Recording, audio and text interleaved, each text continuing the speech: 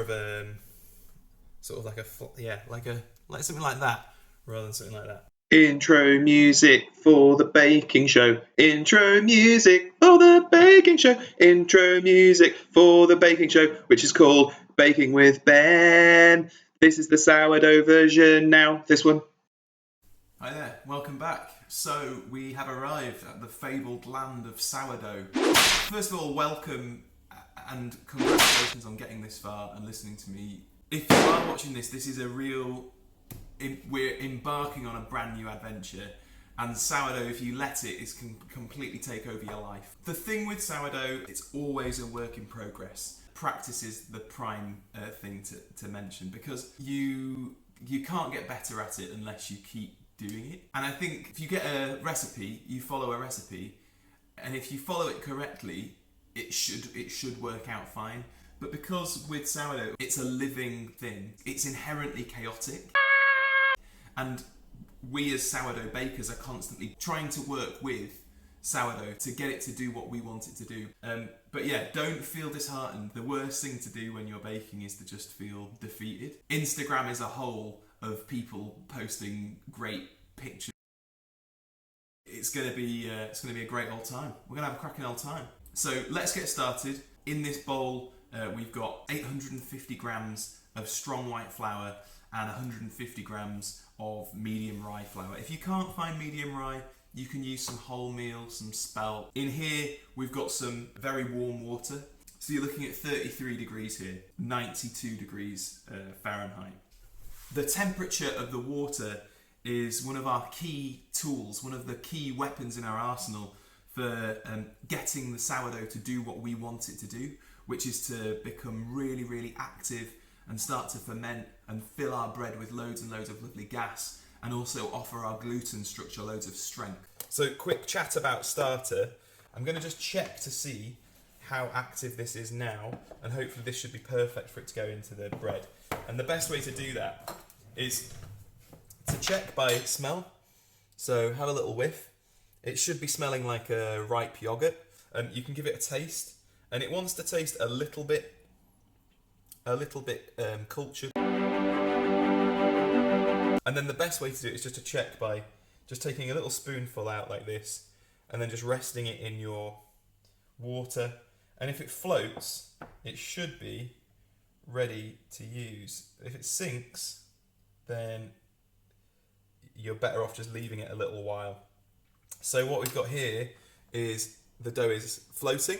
So that's good to go, ready to use. So one of the things that's really important as well for a baker is to use time.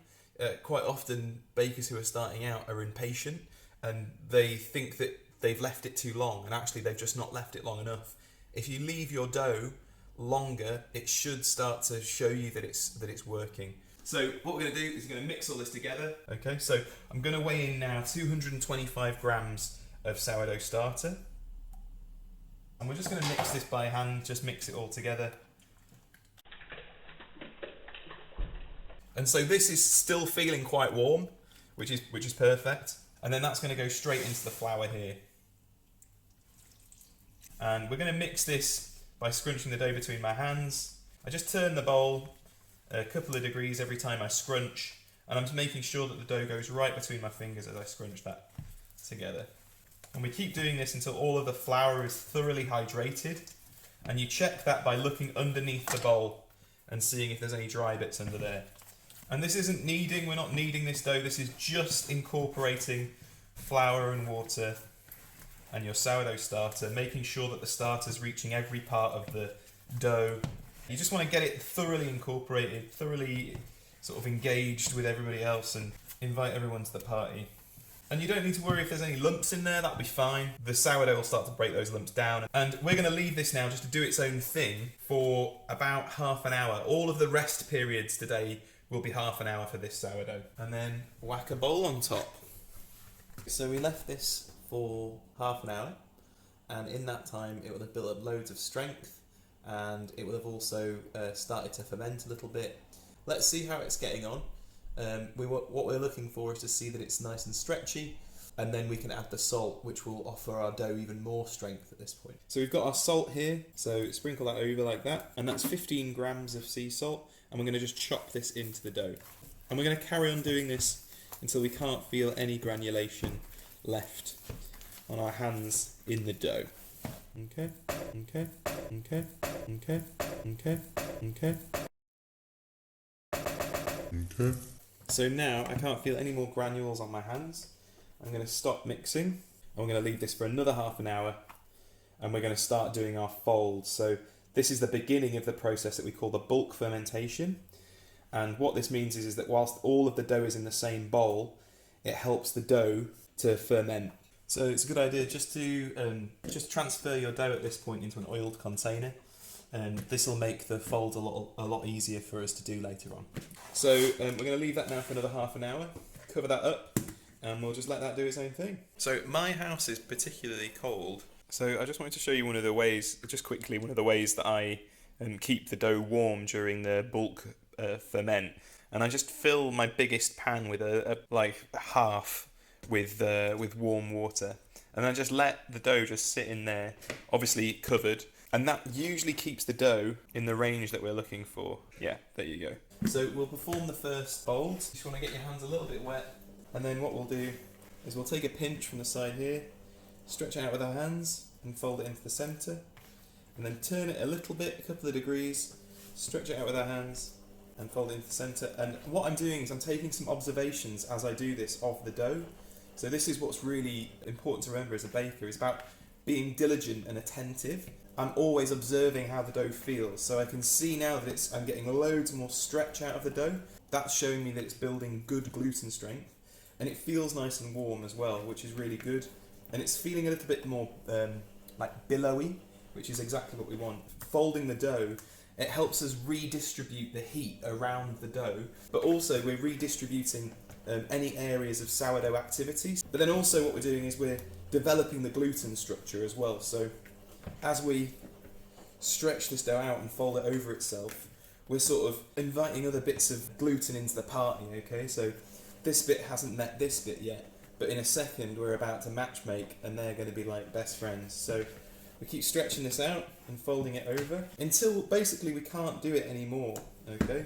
And as I work round, I can only pinch sort of less dough. So we keep working it round like that until you get something that sits up in the bowl and is looking nice and pert. The more familiar you are with the dough, the better you will be at baking. I won't go through all of the rest of the folds with you, but all you need to do is repeat this after another half an hour with the lid on. Okay, cool. Last time I left you, I did the first fold, and since then I've done 3 more folds, so I did 4 folds in total with 4 breaks of half an hour in between. The reason I did that is because on the last fold I just didn't feel like the dough had picked up enough strength. So you can see that it's filled the bowl, it started to offer a lot more volume, and then also it should be starting to offer a little bit of a fermenty sort of smell. The best way to check if your dough is ready is to just do another little float test. Okay, so I've got my bowl of water here, and so what we'll do is just take a little pinch of the dough with our scraper, and you want to be careful not to deflate the dough at all. It's a little pinch, be really delicate, and you want to place it inside your bowl, and hopefully it'll float.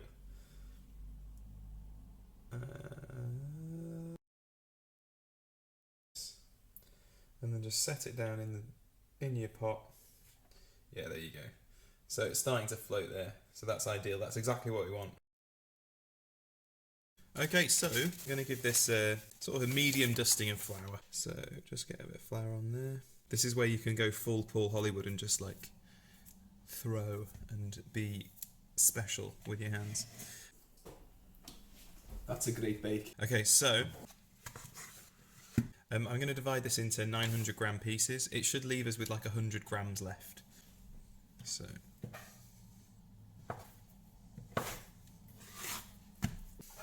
try and get it as equal as possible. One of the things with dividing and pre-shaping is that often people just don't know when it's ready, so it's really useful to use those indicators that I showed you earlier. And don't be afraid to just let it relax for a bit longer. Usually it's you haven't left it long enough rather than you've left it too long. So pre-shaping, select your loaf. I'm going to use this one. Well, observing the loaf, we're going to find the most obvious point, which for me is this bit here. So I'm going to take a pinch of the dough. I'm just going to stretch it out and then fold it into the centre here. Okay, and then we're going to take a pinch here and then fold that into the middle. And a pinch there and fold that into the middle. Pinch here and then that. And we just work round in a circle, just taking a little pinch at a time, stretching the dough out and pinning it into the centre. And we're not stretching it beyond its means. Make sure there's plenty of flour on your hands if it starts to stick. You don't want the dough to stick, because if it starts to stick, you're going to start to tear the structure of the dough, and we don't want to do that. Okay? So keep working it around like this, stretching the dough out and folding it in. Make sure it's pinned in the centre there. You don't want it to come back and fold back. And we're simultaneously building structure into this dough, sort of coaxing it into a shape that is useful for us to get into our final shape later, but it's also building surface tension on the underside here. And eventually it's just going to start to show us this side, and at that point you just want to let it roll over like that. That's perfect. And almost at this point you could like leave that's your pre-shape done. But I'm just going to finish it off with a little figure of 8 action, so I'll just show you what that looks like.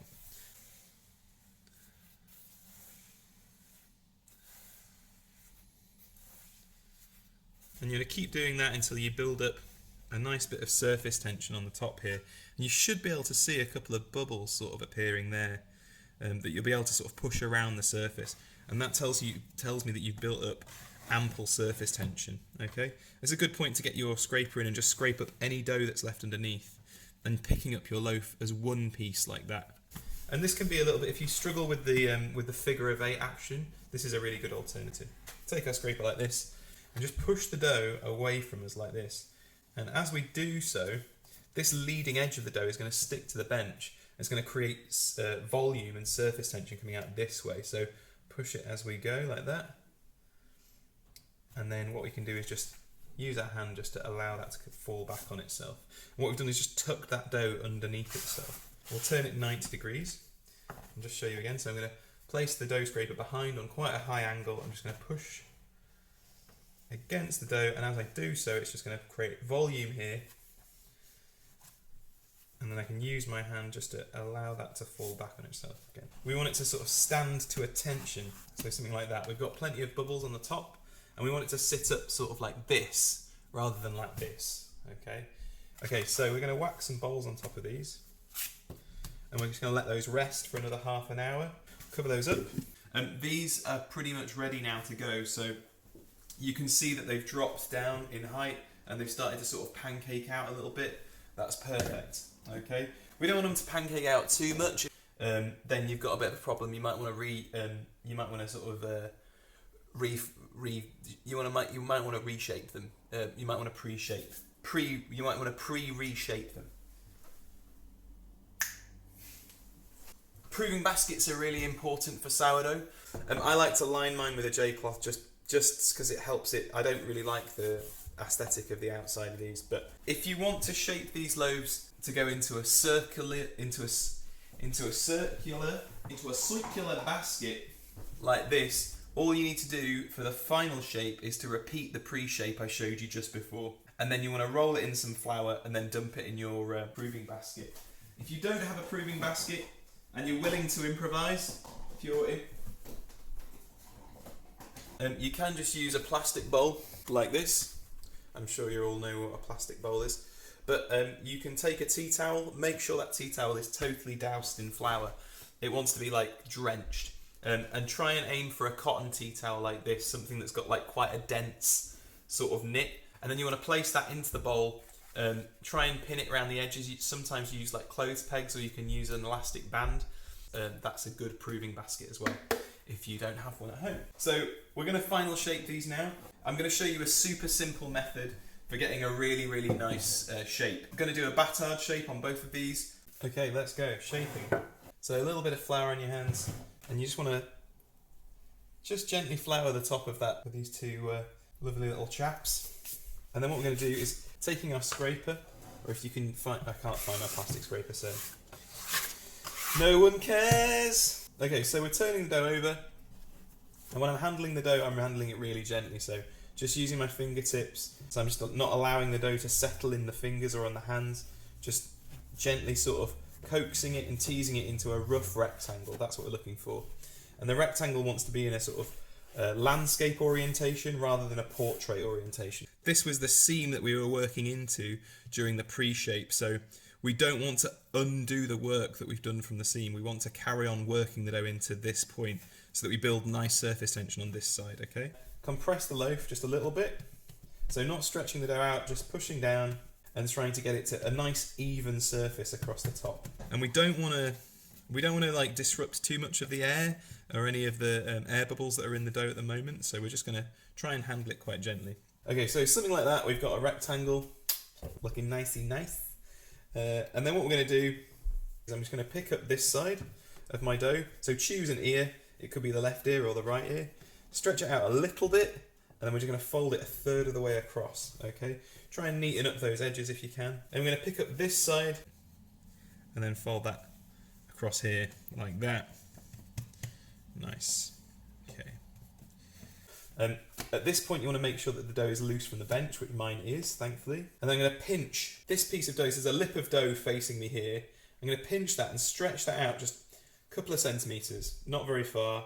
And I'm going to fold that over and trying to create like a nice straight line along the base here. So same with this edge. Grab the lip of the dough that's against the bench. Stretch that out about 2 centimetres and then just fold that over. There we go. And then I'm just going to press this down a little bit because it's looking quite voluminous. Try and get that as an even shape across the top. And from here, what we're going to do is we're going to roll the dough up, okay, like a little sausage roll. I like to start with the fingers against the bench like this, sort of angling in as on a V.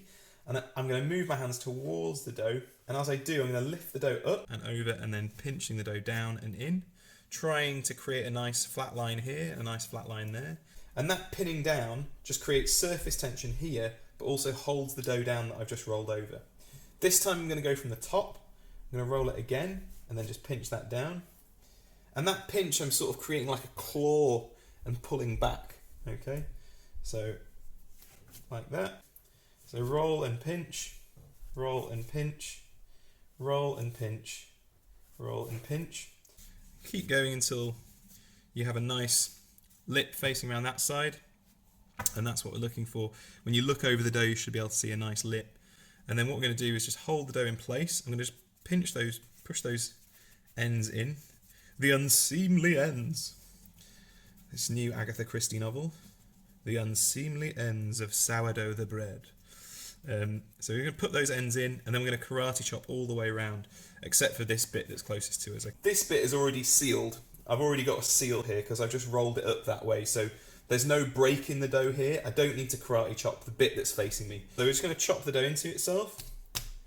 And you can be quite vigorous here. And you should be able to hear those like audible pops. That's the bubbles inside the dough popping as you slap it together. And don't worry if the dough's sticking to the bench here, that's fine. Okay, so from here, I'm just going to take our scraper. I'm going to work the scraper from behind the dough. And we're just going to roll it onto that seam, okay? From here, just going to roll the dough backwards and forwards a couple of times. What we're looking for is a sort of even distribution of like air bubbles and weight and volume all the way through, okay? So there we go. We're going to flip that over, and you should be able to see that seam running along the length of the dough. Not sure if you can see that. So just roll it in flour. There we are. And then that's going to go in the basket here.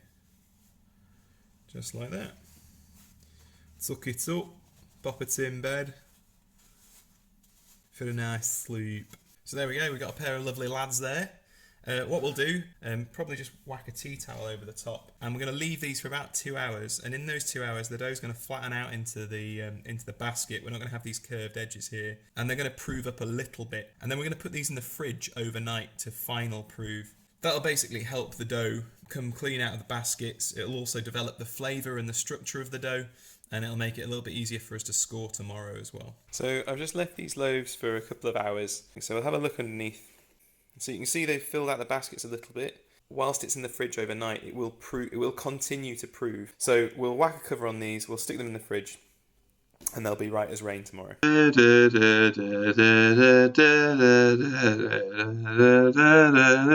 Okay, welcome back. It's the day after yesterday, which means it's tomorrow. Now I'm squatting, which is like what all the cool kids do now. We're going to bake today, and we're also going to score our loaves, and we'll talk a little bit about why that's important.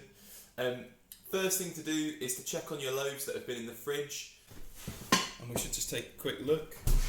They should really be filling the baskets, which is exactly what they have done, which is perfect. And we'll just check to see what the dough's looking like. Looking quite nice. There's some visible bubbles on the top. Give it a little bit of a feel. And so what I'm going to do is going to leave these out for about an hour whilst the oven preheats.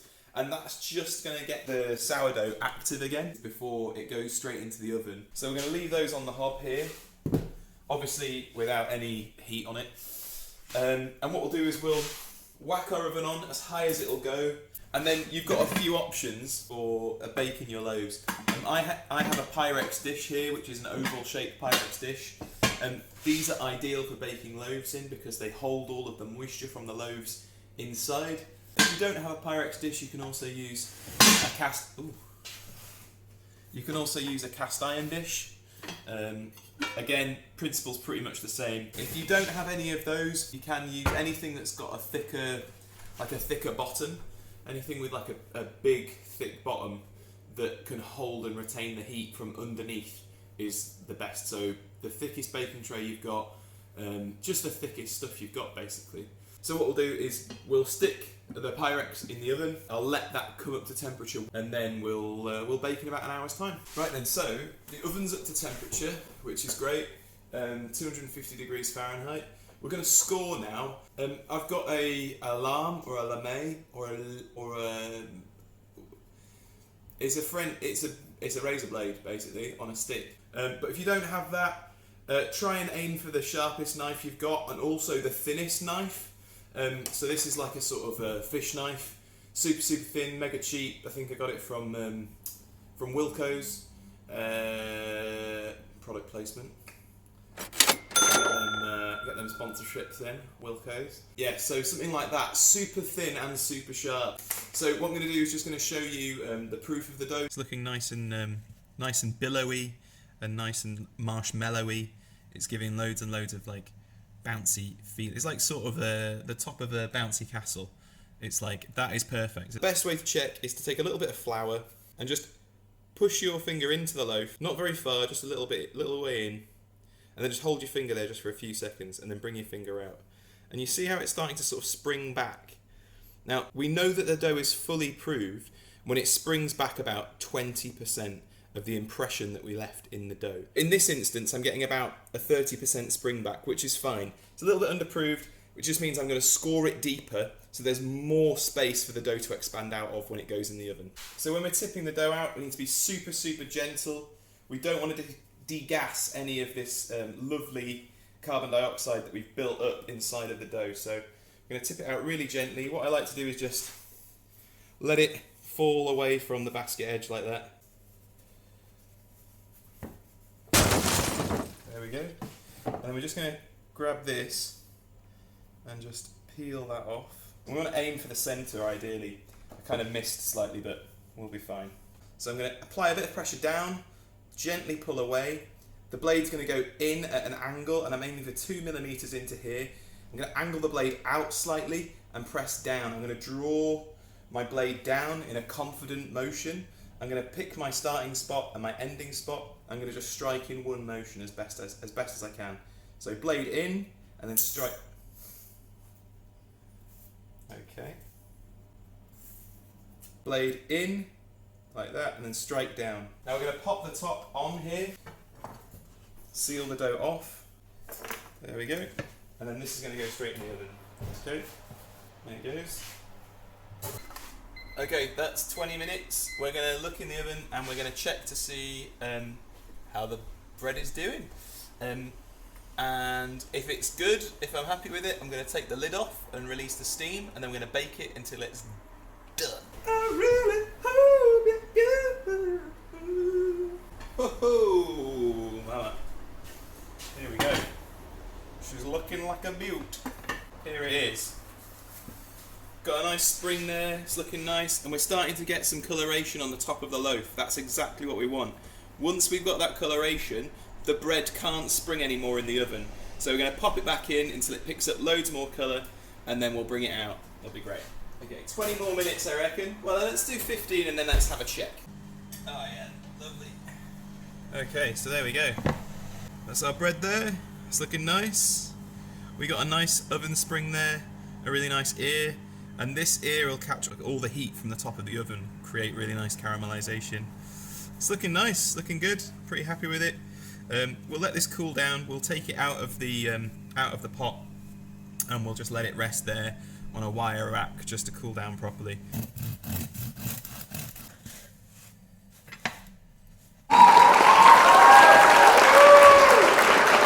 Thank you for watching this episode of the Lockdown Loaf Baking with Ben. This has been Sourdough, and please watch more. In fact, if you would like to request a video suggestion, please leave me a comment in the comments section, and I'll think about it and maybe we'll do it. Yeah, thanks for watching. Please feel free to ask me any questions you like. I'll always try and get back to you as soon as possible with as much useful information as I can muster. See you next time.